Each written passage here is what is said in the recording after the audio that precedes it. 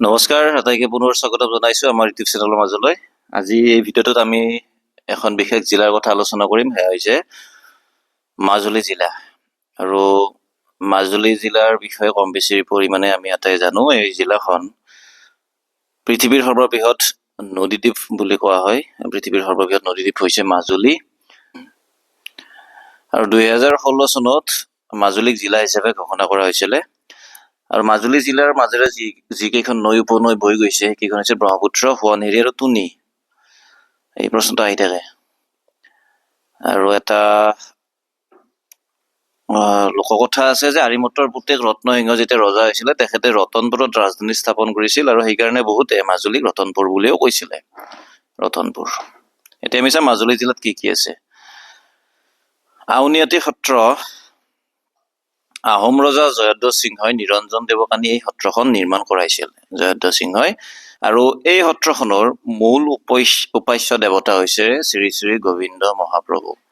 সত্ৰখন কিয় বিশেষ বা কিয় বিখ্যাত আহিব পাৰে? পালনাম আৰু অপেশ্বৰী নৃত্যৰ বাবে।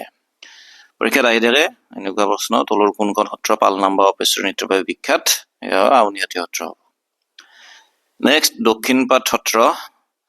1576 শকত জয়ধ্বজ সিংহই কোচবিহাৰৰ বৈকুণ্ঠপুৰ সত্ৰৰ পৰা শ্ৰী শ্ৰী বনমালী দেৱক আনি দক্ষিণপাট সত্ৰ স্থাপন কৰিছিলে জয়ধ্বজ সিংহই। মুখ্যতঃ শ্ৰী শ্ৰী যাদৱৰায় মহাপ্ৰভুৰ মূৰ্তিক এই সত্ৰত উপাসনা কৰা হয়। আৰু এই সত্ৰখনতে আমাৰ যিটো ৰাসলীলা, এই ৰাসলীলাৰ আৰম্ভণি হৈছিল বুলি জনা যায় বা কোৱা হয়। আমি দুখন সত্ৰৰ বিষয়ে পঢ়িলো।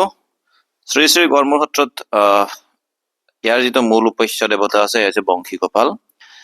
দ্বাদশ শতিকাৰ আছিলে ইয়াতে। দ্বাদশ শতিকাৰ সত্ৰাধিকাৰ পীতাম্বৰ দেৱগোস্বামীয়ে স্বাধীনতা আন্দোলনত যোগদান কৰিছিলে। এই সত্ৰখনৰ সত্ৰাধিকাৰ এইটো আহিছিলে কোনোবা এটা পৰীক্ষাত আহিছিলে যে পীতাম্বৰ দেৱগোস্বামী কোনখন সত্ৰৰ লগত জড়িত ব্যক্তি আছিলে?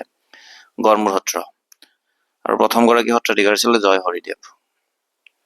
নেক্সট, শ্ৰী শ্ৰী গড়মূৰ সৰু সত্ৰ।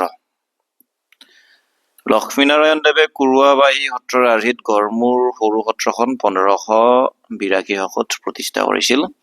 আৰু শ্ৰীমন্ত শংকৰদেৱ কৃষ্টি সংঘতৰ ৰাসলীলা এইখন সত্ৰতে অনুষ্ঠিত হয়। কমলাবাৰী সত্ৰ। এই সত্ৰখন কোনে প্ৰতিষ্ঠা কৰিছিলে? ভাদুলা পদ্মহতাই। মাধৱদেৱৰ শিষ্য আছিল তেখেত। আৰু এই সত্ৰখন নাও বনোৱাৰ কাৰণে বিখ্যাত। শ্ৰেষ্ঠতম নাও ইয়াতে নিৰ্মাণ কৰা হয় বুলি কোৱা হয়। এইটোৰ প্ৰশ্ন কেনিবা এটা পৰীক্ষাত আহিছিলে। ইয়াৰ শাখা উত্তৰ কমলাবাৰী সমগ্ৰ ভাৰতৰ লগতে বিদেশতো সত্ৰীয়া সংস্কৃতি প্ৰদৰ্শন কৰিছে। আৰু উত্তৰ কমলাবাৰী সত্ৰৰ খোলৰ যাদুঘৰ পৰমানন্দ বৰগোহাঞিয়ে 2000 চনত সংগীত নাটক একাডেমী ৰাষ্ট্ৰীয় বঁটা লাভ কৰিছিলে।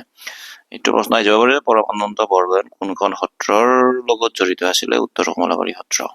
তেখেতক 2000 চনত সংগীত নাটক একাডেমী ৰাষ্ট্ৰীয় বঁটা প্ৰদান কৰা হৈছিলে। বেঙেনাআটী সত্ৰ। 1653 খ্ৰীষ্টাব্দত পুৰুষোত্তম ঠাকুৰৰ আজ্ঞামতে মুৰাৰীদেৱে শ্ৰী শ্ৰী বেঙেনাবাৰী সত্ৰ প্ৰতিষ্ঠা কৰিছিলে। আহোম ৰজা গদাধৰ সিংহৰ ৰাজকীয় বস্ত্ৰ ইয়াত সংৰক্ষিত হৈ আছে। আহি যাব পাৰে পৰীক্ষাত, গদাধৰ সিংহৰ ৰাজকীয় বস্ত্ৰ কোনখন সত্ৰত আছে? বেঙেনাআটী সত্ৰ। আৰু লগতে ইয়াতে কি আছে? ৰজাৰ ৰাজকীয় সোণৰ ছাতি। গুণমালা পুথি, চিত্ৰ ভাগৱত, পাটৰ কাপোৰৰ উপৰিও 365খনৰো অধিক সাঁচি পাটৰ পুথি এইখন সত্ৰত আছে।